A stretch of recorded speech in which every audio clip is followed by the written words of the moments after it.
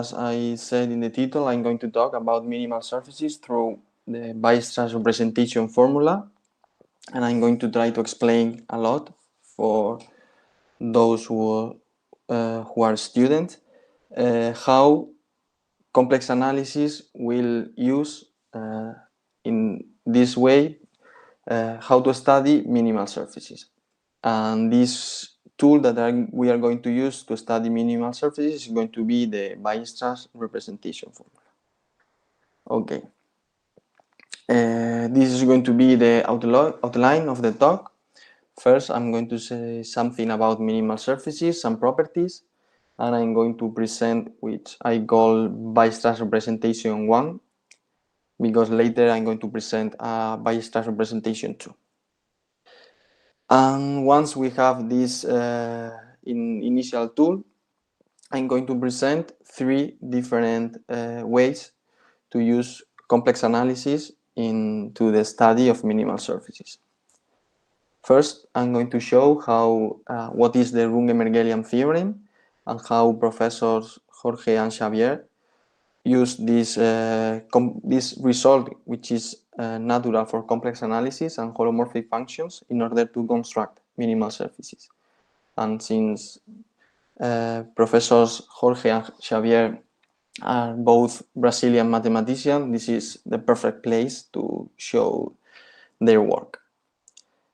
Later, once we have seen this result, I'm going to explain what is known in this kind of a study, the period problem, which is a natural problem that appears when one studies the Weierstrass representation formula for minimal surfaces. And in order to solve this problem, we are going to arrive to Riemann surfaces. I'm going to explain a little also. And once one tries to solve this problem, we are going to be able to prove a stronger result than the previous one. And I'm going to show in this section some results. And later, at the end of the talk, I'm going to talk about which is known as sprites and the Oka theory. The Oka theory was introduced in the literature in 2009, so very recent work, and it was introduced first for holomorphic maps for complex analysis. But as we are going to see, using these very strong results for complex analysis, we are going to be able to prove also very strong results for minimal surfaces. So please, if any of you have any question at any moment in the talk, please stop me and I will try to answer my best. I tried to connect my iPad in order to be able also to write notes and answer questions, but something is wrong with technology today. So I have my laptop, but I try to answer everything and do my best. So let's start from the beginning. We are going to study minimal surfaces. So what a minimal surface is?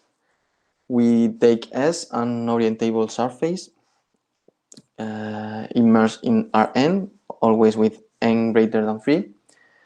And we know that classically the definition of minimal surface is that minimal surfaces are those that minimize area locally. That means that if we looked at all the surfaces that have the same boundary for small pieces of the surfaces with the small boundary, the minimal one is the one with least area among all of them. These surfaces were studied by Euler in 1744, also by Lagrange, who introduced the differential equation for minimal graph.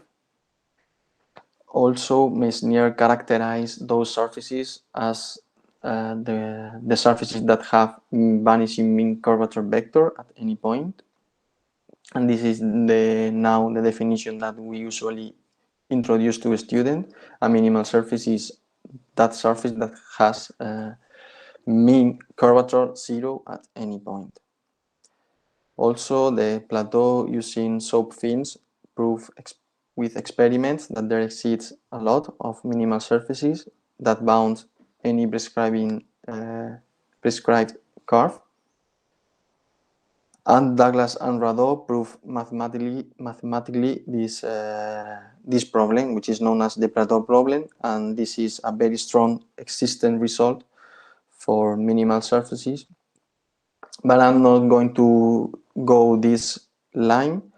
I'm going to stop in two mathematicians, later another one, which are Enneper and Weierstrass, that in 1864 proved analytic representation for minimal surfaces that I'm going to explain later.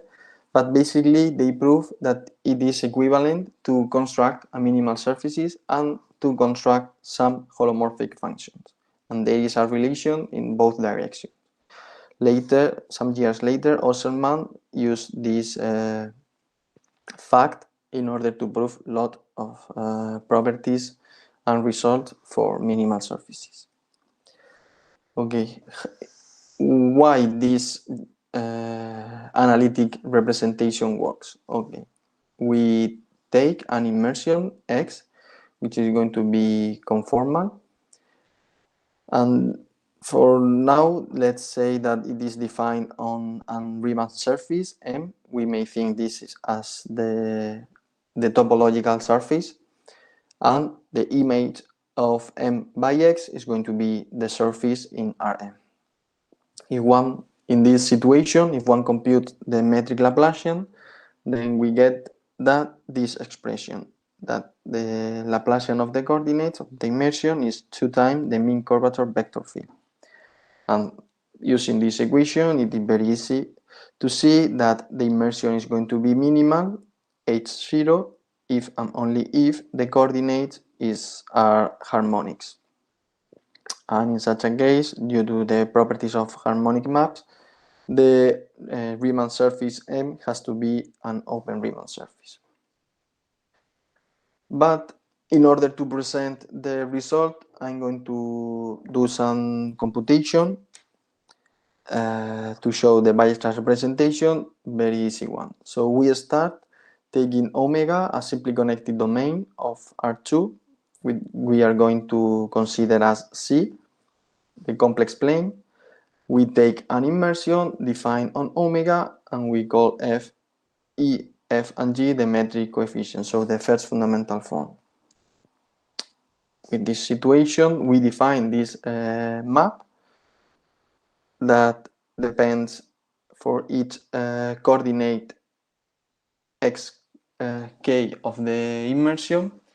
We compute the derivative with respect to the real part and with respect to the imaginary part. U and V are the real and the imaginary part, and we take this complex function. So why are these functions special? Because if we compute the sum of the squares of these functions, we get this expression, even where E, G, and F are the coefficients of the first fundamental form, and if we compute the sum of the square of the modulus, we get this expression, E plus G. Therefore, it is clear, or it is easy, that our immersion is going to be conformal if and only if this sum vanishes at any point.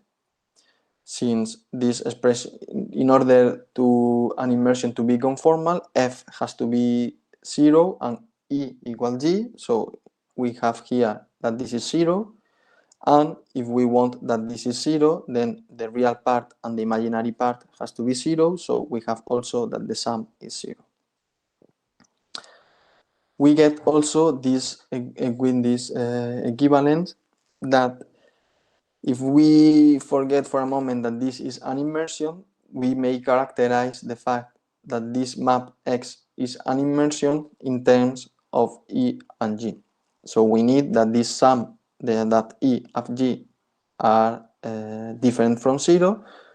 If they are equal, since we are assuming that X is conformal, and then we have that the immersion, the map X is an immersion if this sum is different from 0. And if we have a conformal immersion X, then it is equivalent again the following fact, that these functions are holomorphic.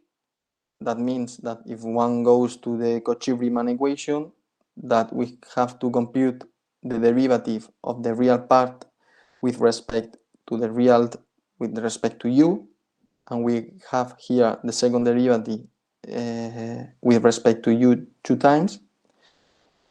And if we compute here the the derivative with respect to v, we get and we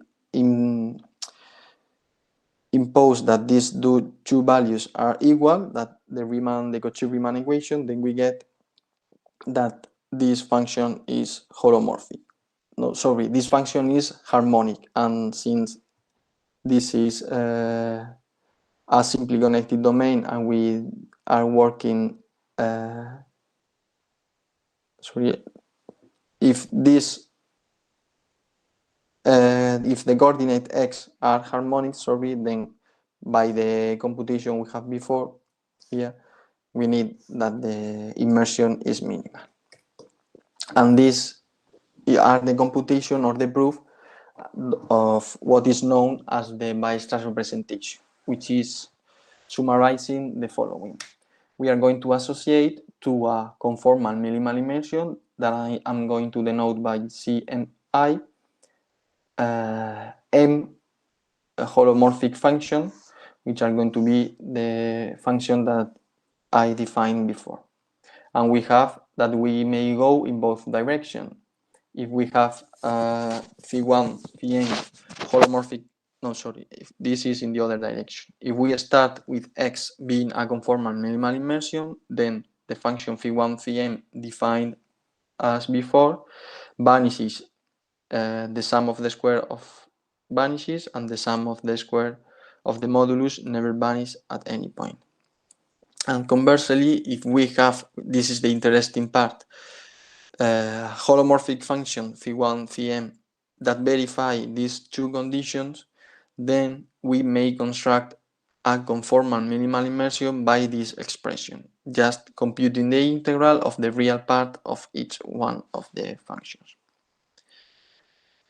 Okay, here is important that the domain is simply connected, since this integral is an integral around a path that joins a point that joins 2 points in the complex plane. So we need some condition here in order to this to be well defined. And for now, we are just assuming that omega is simply connected, or we may assume that we are computing local properties, because locally we always may assume that the domain are simply connected. Okay, this is for surfaces immersed in Rn. But if we go to the simpler case, R3, we may reduce this 3 function that appears in the Weierstrass representation to only 2 functions, g and phi. How? Well, g is going to be a meromorphic function, and we also have phi, a holomorphic function with some condition of the poles and the zeros of g and phi.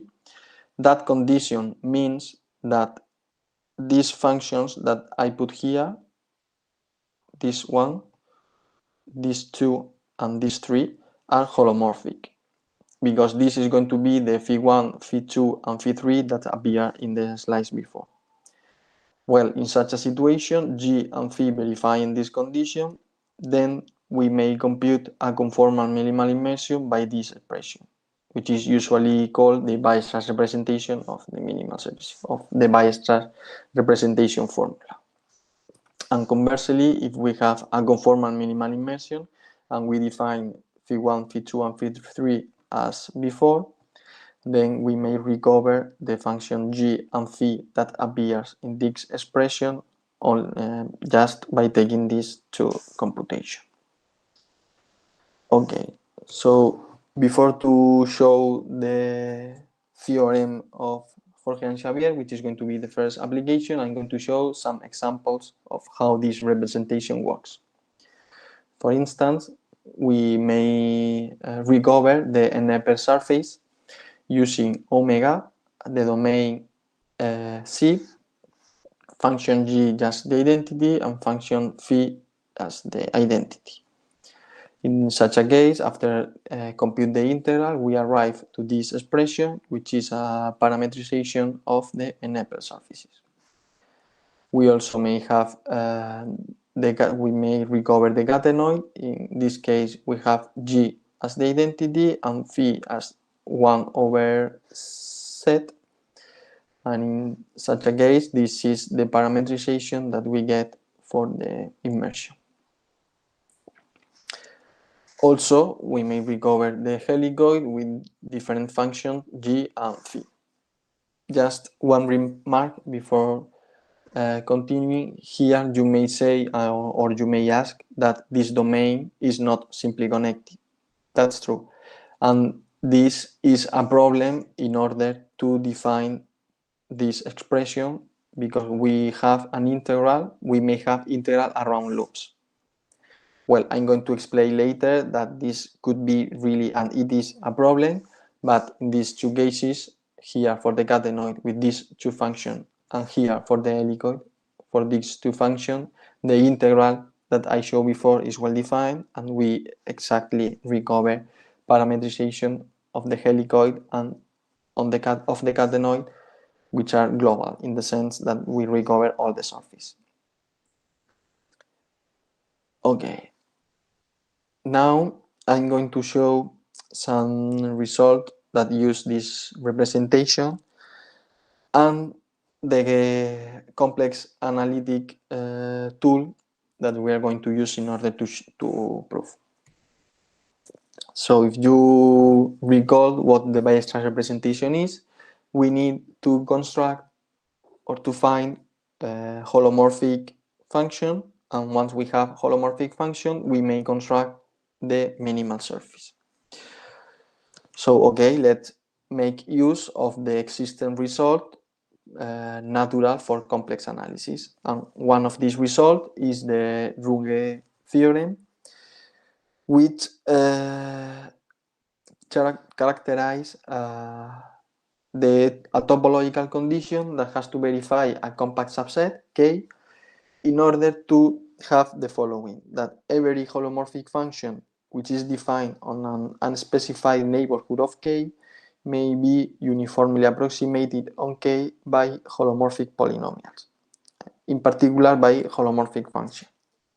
And this topological condition is that the complement of the subset K is connected.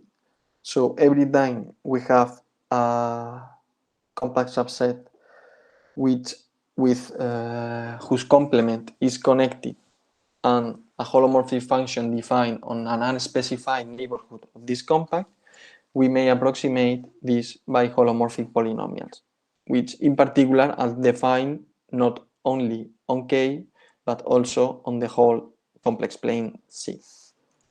Another interesting result is this one due to Mergelian that says, okay, if we have a compact subset and we don't have this this topological condition, what we may do? We may do something, and something is the following: every continuous function on K which is holomorphic on the interior, so it is less hypothesis than the Runge theorem, but the thesis is also less.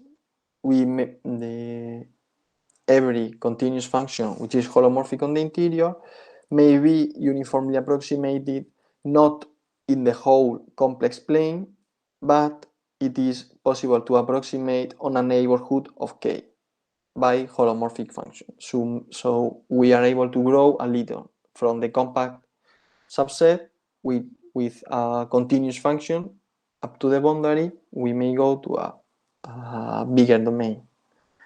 And in addition, if we have the topological condition that the complement is connected, applying Rouge theorem, we are able to approximate by polynomials, but which is going to be interesting is that we may approximate by entire functions. Okay, and now how do we use these two results for existence, these two existing results for holomorphic functions to construct minimal surfaces? Well, first let's say the problem that this result is going to solve.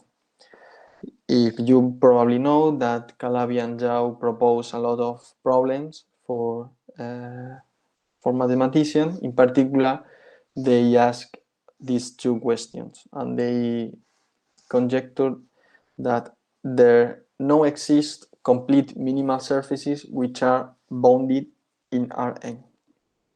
And they also ask or wonder if the projection of a complete non-flat minimal hypersurfaces in Rn over any subspace of dimension n-2 is unbounded.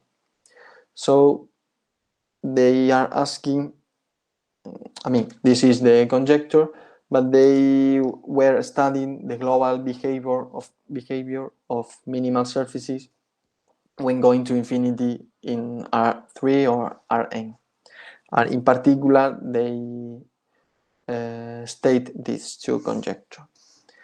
And they both were disproved by Professors Jorge and Xavier, the second one, and by the Nadirashvili, the first one.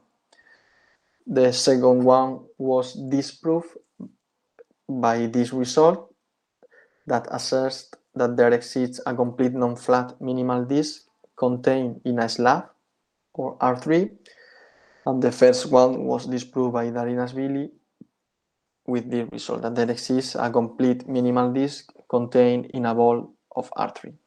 And these two results are proved using Runge-Mergelian theorem for holomorphic function and Weierstrass representation. Just to say a sketch of the proof of Professors Jorge and Xavier. This is the result that I said before, and this is how the proof goes. Okay, they are going to construct, or they constructed a minimal surface defined on the disk. So here, the domain omega is going to be the disk. So they first start taking a logarithm of compact, which are these small annulus. I mean, these all the annuli, but they remove a small piece at each side from at each step at one side. Okay, they call K all of them, E the even ones, and O the odd ones. And the important thing is that we have to take this configuration, this logarithm, with the following property: that each divergent path in the disk of finite Euclidean length has to cross either every compact in the even ones up to a finite number, or any compact of the odd ones up to a finite numbers. What that means, that if we have a divergent path, is a path that's going to the boundary of the disk. If we have two possibilities, or it has finite Euclidean length and then it has to cross over lots of compacts, infinite number of them, and if they do not pass to infinite compact, then the path has to do something like this in order to avoid all the compact. Okay, this is the configuration that they start with, and then they do the following. They define a function C, which is constant Cn at each compact K. N. They apply Runge-Mergelian theorem recursively in order to construct a holomorphic function that approximates each constant C, which in particular is a holomorphic function defined on a compact subset. Also, all of these compact are simply connected, so their complements are connected. So the Runge-Mergelian theorem works, apply in this setting, and they may construct a holomorphic function defined in the whole disk and with values in C that approximate each constant Cn at each compact Kn. Later, they define this h as the exponential of the previous function, and they take the holomorphic function of the Weierstrass representation as phi the number 1 and g the function h.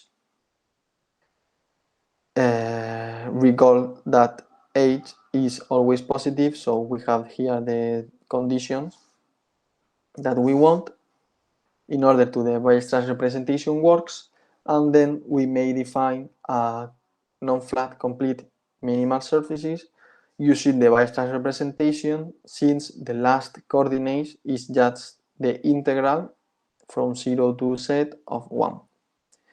In particular, I show here how do we get the length element, the area element of the surface. And it's clear that the third coordinate, which is just the real part of z after we may compute the integral, is between -1 and 1, since all these three functions are defined on D. And how do they ensure that the surface is complete, which is the difficult part of the theorem? They choose the numbers Cn appropriately in such a way that in order to check that the surface is complete, we need to take a path that diverges on the disk. So due to this property, or the path cross all the compact or has to do a lot of cars. If we turn a lot, then the length is going to be long due to this lot of turns, and if not, then we pass through all the compact, so we may control the length using the function using the values of the Cns. So more or less, this is the sketch of the proof. Okay, any question? Or well, the next thing I want to show is how do we construct surfaces which are not defined on simply connected domain. Okay, and this is that I explained briefly before. If we want to use the Weierstrass representation, we need to compute an integral from a point to another in a domain of C. But this integral is only well defined if the integral around any closed curves around loops are 0. So in the three-dimensional case, the same. The solution, or one option, is to use simply connected domain, but this is not the best in order to produce a strong result. So what can we do if not? I'm going to say now the Weierstrass representation 2, or the Weierstrass representation global for that situation, and how to solve the period problem. Okay, so first notice that this is slightly different than the one before. Here we have M an open Riemann surface. So in this situation, what we do is, okay, if we have omega, all the simply connected domain of all the local charts, if we take the atlas in this situation, since the immersion is conformal, the charts is going to be conformal, and this is going to induce a structure of Riemann surface in the atlas. So we may consider the immersion defined in a Riemann surface, which is going to be open and is going to be global, this situation, in the sense that the image of M by X is going to be the whole surface S, or whatever the name we use in R3 or Rn. And we are going to associate phi1, phi n holomorphic data, which is going to be called again Weierstrass data, and that we may be reduced to f n functions f. Here f is going to be functions and phi is going to be now one forms. Theta is going to be also a one form. But I'm going to explain this part later. How do we this Weierstrass representation global works? Okay, first, if we have a conformal minimal immersion defined on an open Riemann surface, then if the immersion is minimal, since this immersion is minimal, if we compute the partial x, which is the complex linear part of the differential exterior, then we arrive to n holomorphic one forms. Here, this computation locally is the same computation that appears in the slides before. Sorry for this. Just to explain, this is the expression locally, because here, this, in order to do this, we need a complex parameter set. But if we do this computation globally, not only on a chart or locally for omega, if we do this in the whole open Riemann surface, then when we arrive is to here, we arrive to n holomorphic one forms. And these one forms may be reduced just to functions using a special holomorphic one form theta that is going to appear later. Okay, if x is an immersion, then the sum of the square of the modulus of these one forms, and in particular of this function, never vanish, and the sum of the square of the functions is 0 on whole M. And again, as before, we define the Weierstrass data as this M function times this holomorphic one form. And in particular, we may recover the immersion X using the Weierstrass data. But what is important is that we may go from the right to the left. So if we have an open Riemann surface and f n functions holomorphic, that verifies these two special conditions. Here is the special one for the periods, which I am going to say that this one form has no periods, meaning that the integral around loops or around closed curve of the real part of this one form is 0. In such a case, this integral is well defined, since all the integral around loops are 0, and then we may recover the conformal minimal immersion. Okay, now what result of complex analysis we are going to use in order to study minimal surfaces? Well, this is a result due to Bishop, which is a generalization of the Runge-Mergelian theorem for maps, for holomorphic maps defined now on Riemann surfaces. And again, Bishop characterized the compact that has to be the topological condition that a compact has to verify in order to the Runge theorem works. And the topological condition is this one, that the complement of the compact has no relatively compact connected component. In the complex plane, this condition is equivalent that the complement is connected. And we are going to define for a compact subset K that verify this topological condition, we are going to say that this compact is a Runge set or a Runge compact. Or this is more easy for me, but the same definition for complex analysis is they call this kind of subset subsets which are holomorphically convex. We are going to use the notation Runge subset. So a Runge subset is a subset such that a continuous function which is holomorphic on the interior may be uniformly approximated by function defined in the whole Riemann surface. Okay, what kind of result one may prove using this generalization of Runge theorem? Ferrer, Martin, and Mix proved in 2012 that if we have a convex domain, then there exist complete minimal surfaces properly immersed in D. And so this result generalized the one of Nadinas-Billy, but they prove that the minimal surface may have any topology. So very strong result.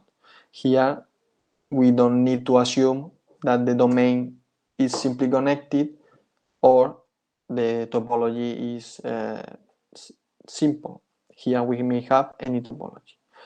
Also, Alarcón, Fernandez, and Lopez in this in a series of papers prove a generalization of the Jorge and Xavier theorem, and they construct non-flat complete minimal surfaces contained in a slab or R3 in all the open Riemann surface M that admits a non-constant bounded harmonic function. Here, I remark that the complex structure, or in particular the topology, is any open Riemann surface that verify this condition, which is necessary in order to construct this kind of minimal surfaces, since this harmonic function is going to be the coordinate that is between the two planes in the slab. Other application using the Runge-Mergelian theorem for maps in open Riemann surface is this result, which is a generalization of the Runge-Mergelian theorem, but not for function. Here, the object is minimal surfaces. So, if we have a compact Runge subset and a conformal minimal immersion defined only on the compact, we may approximate this initial conformal minimal immersion by another one, Y, which is defined not only on K, but also on all M. Alarcón and Lopez additionally prove that the immersion may be chosen to be proper, and they prove also that as a corollary, that for any open Riemann surface M, one may construct a conformal minimal immersion properly projecting into R2. And in particular, this is enough to disprove also the conjecture that I showed before. And now we go to this final section, which is the big one, or where the big results appear. And I'm going to show this complex technique and how to use it in order to prove the result. Okay, so we start again with M being any open Riemann surface, which is also the conformal structure. Here is how do we choose the holomorphic one form theta, using a result of Gunning and Narasimhan that assert that in any open Riemann surface there exists a holomorphic one form with no zeros. So any holomorphic vectorial one forms phi or phi1, phi one forms that satisfy the condition NC, which is the nullity condition. These two conditions that be the sum of the square 0 and the sum of the modulus difference from 0. Any holomorphic one form of this way may be expressed as the product of a function f times this special holomorphic one form. And the point here is that the function f is defined on M and assumes values in this subset. This subset is usually called the new quadric. It is the sum of the square of set 1 set n equals 0. And this is nice since this subset is an Oka manifold. And this is how do we go to Oka theory. What is an Oka manifold? Okay, briefly with words, because we don't need strong, precise definition. Oka manifolds are natural targets for holomorphic function. So, in particular, Merkelian theorem for maps into Oka manifold works in the following sense. If we have set an Oka manifold, you may imagine the image of the function f.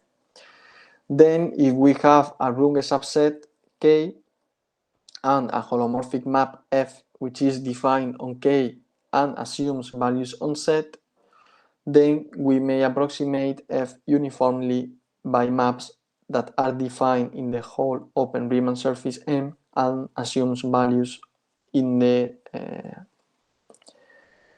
Oka manifold set. And this is nice because we are going to use this result later. So in particular, what we want to, in order to construct a conformal minimal immersion that solves the period problem is, as I said before, using the Weierstrass representation, we want to construct a function f with some properties. What properties? That is defined in the whole open Riemann surface M, assumes values in this subset in the null quadric. Then we are going to have the two conditions of the Weierstrass representation. We need that this function is holomorphic, and we need that the real part after multiplying by theta is an exact one form. Therefore, we may compute this integral. This map is well defined and it is a conformal minimal immersion. Okay, so I have maybe 15, half an hour or minutes to say. Yes, Ildefonso, 15 minutes. Okay, I go quickly. How do we use sprites in order and period and Oka theory in order to solve the period problem?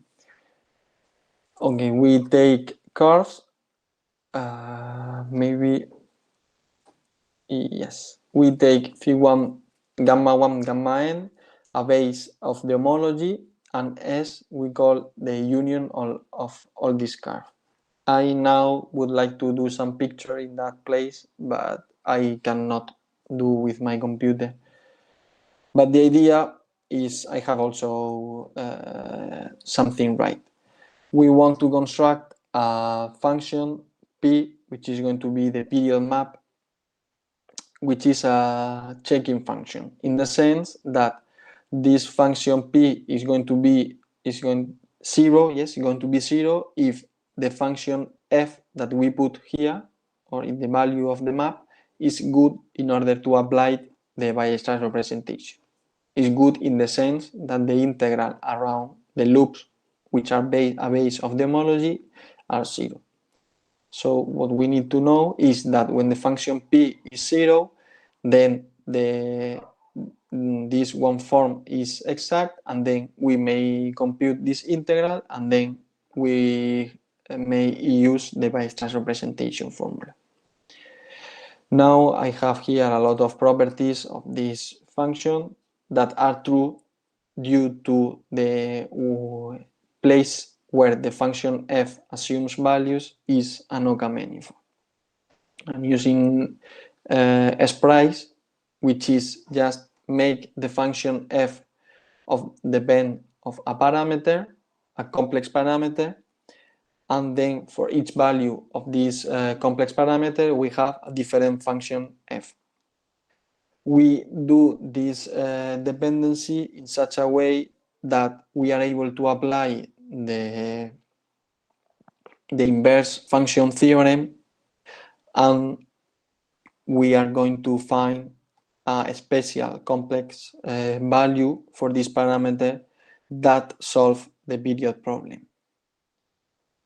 This is briefly what I want to explain, and I don't want to spend a lot of time explaining this. If someone at the end want more information, I may, or maybe one of you that want to know more could write me an email or something like this. But the idea is that we use Runge-Mergelian theorem now for not for function defined on open Riemann surfaces. We use Runge-Mergelian theorem for maps defined on any open Riemann surface and that takes values in the null quadric. So we control that the functions are defined in the whole open Riemann surface. So we are able to construct minimal surfaces with global properties, and also we control the image in order to put this function in the Weierstrass representation. Okay, now I am going to show, just to finish, some results that have been proved recently using this technique. And I don't go to proof because this result technically, in the sense that they use a lot of complex analysis, so this is not easy to show the proof. But well, with these ideas of using inverse theorem to make the function of the bend of a complex parameter, if one of you goes to the papers and try to read the proof, I hope that this help at least a little.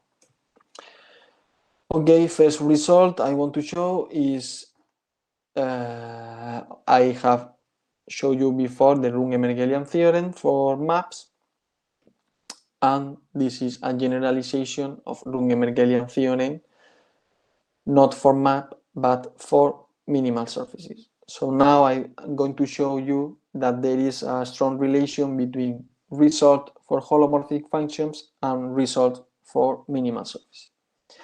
Here, Professors Alarcón, Fosneric, and Lopez. Fosneric is a very specialist mathematician for complex analysis that starting working with Alarcón and Lopez in 2016, more or less, in order to use this, to make this strong use of complex analysis and minimal surfaces, and they have proved strong results together. This result is the Runge-Mergelian theorem for minimal surfaces that Alarcón and Lopez proved a version before, but with Fosneric they add this condition, this global condition, that the solution may be chosen to be proper and embedding when the codimension is high, or when the dimension n is greater than or equal to 5. Other classic result of complex analysis is the Weierstrass theorem, which is an interpolation result that says that one may construct an entire function with prescribed values on a closed and discrete subset, lambda. This result has a version for holomorphic function defined on Riemann surfaces due to Benke and Stein, and also this result has a version for minimal surfaces.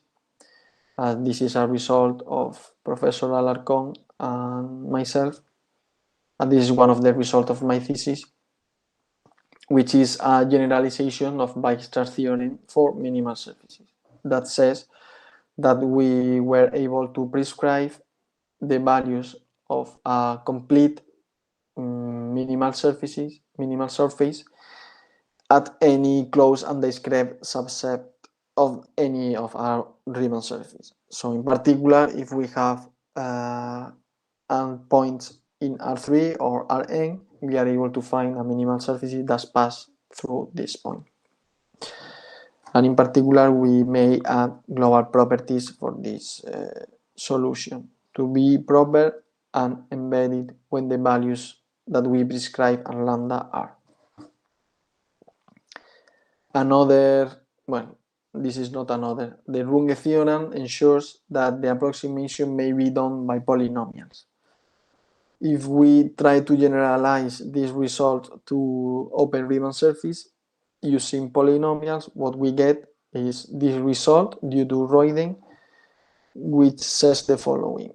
We may approximate some holomorphic function which is defined on a Runge subset, but by meromorphic function, and here we need to assume that the surface, the open Riemann surface, is a compact Riemann surface and we remove a finite set of points. And Royden proved an uniform approximation by meromorphic function with poles at E, and this result also admits a generalization for minimal surfaces, and this result is due to Professor Lopez. And the generalization is that we may construct conformal minimal immersion of finite total curvature. And also here, in that case, we need that the open Riemann surface is again a compact Riemann surface when we remove a finite subset of points. What we have for interpolation and finite total curvature? Well, again, we have, this is the Lagrange formula to do this result in the complex plane. Royden again proved the aversion of interpolation for meromorphic function in compact Riemann surfaces.